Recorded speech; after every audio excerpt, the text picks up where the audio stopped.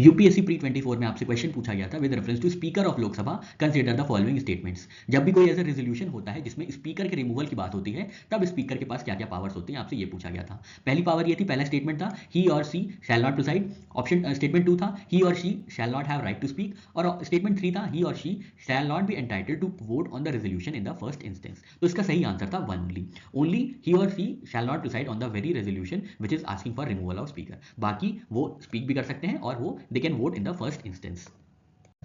अभी हमने देखा स्टेटमेंट 1 बिल्कुल करेक्ट है because he can not preside at the sitting of Lok Sabha under which removal of the speaker is considered. तो ये स्टेटमेंट 1 बिल्कुल सही हो गया। स्टेटमेंट 2 इनकरेक्ट क्यों है? क्योंकि Lok Sabha speaker has all the powers to speak and take part in the proceedings of the house. अब ऐसा नहीं कि उनके ऊपर रिमूवल का रेजोल्यूशन चल रहा है तो वो बोल नहीं सकते या प्रोसीडिंग्स में पार्ट नहीं ले सकते, तो ये गलत हो गया। और स्टेटमेंट 3 भी गलत है क्योंकि he is entitled to vote in the first instance and not in the case of equality of votes. Constitutional provisions की बात करें तो आर्टिकल 93 में लोकसभा में स्पीकर और डिप्टी स्पीकर होंगे। आर्टिकल 110 में स्पीकर सर्टिफाई करते हैं मनी बिल्स को। और आर्टिकल 94 में बताया गया है कि ऑफिस ऑफ स्पीकर कब वेकेट हो जाएगा, जब वो रिजाइन करेंगे या रिमूव हो जाएंगे बाय रेजोल्यूशन और ही chooses to be member of Lok Sabha. जो इलेक्शन होता है स्पीकर का वो लोकसभा के मेंबर्स में ही होता है। Only sitting members of Lok Sabha are eligible for speakers.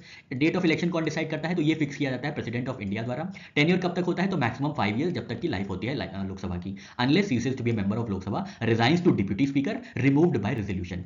Post resolution role क्या होता है? Continues in office until the first meeting of newly elected Lok Sabha. तो जब पोस्ट रेजोल्यूशन रोल क्या होता है कि वो लोकसभा में जो स्पीकर होते हैं वो अपना ऑफिस कंटिन्यू करते हैं जब तक कि कोई नए स्पीकर नहीं हो जाते हैं। Vacancy filling, Lok Sabha elects another member if post falls vacant. जब भी खाली हो जाएगी पोस्ट तो लोकसभा अलग से एक नया स्पीकर चुना जाता है। इनको कोई सेपरेट ओथ नहीं लेनी होती, मेंबर ऑफ पार्लियामेंट की जो ओथ होती है वो इनफ होती है, सफाइस होती है।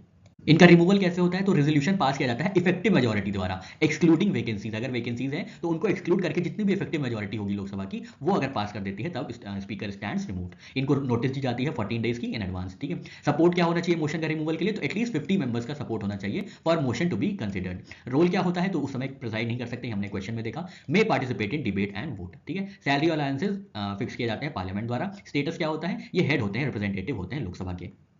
स्पीकर मेंटेन करता है order and decorum. He is the final interpreter of constitution, Lok Sabha rules and parliamentary presidents. Quorum management करते हैं। वोटिंग रोल इनका क्या होता है? ये पहले इंस्टेंस में नहीं वोट करते हैं, जब भी इक्वालिटी ऑफ वोट्स होती है तब इनका कास्टिंग वोट होता है। जॉइंट सिटिंग में क्या रोल होता है? तो ये प्रिसाइड करते हैं over joint sitting of both the houses of parliament.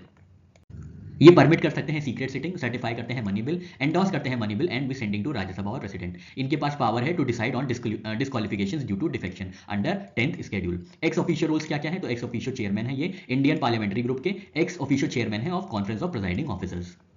Speaker chair करता है फॉलोइंग कमिटीज, कौन कौन सी? Business advisory committee, rules committee और जनरल पर्पस कमेटी।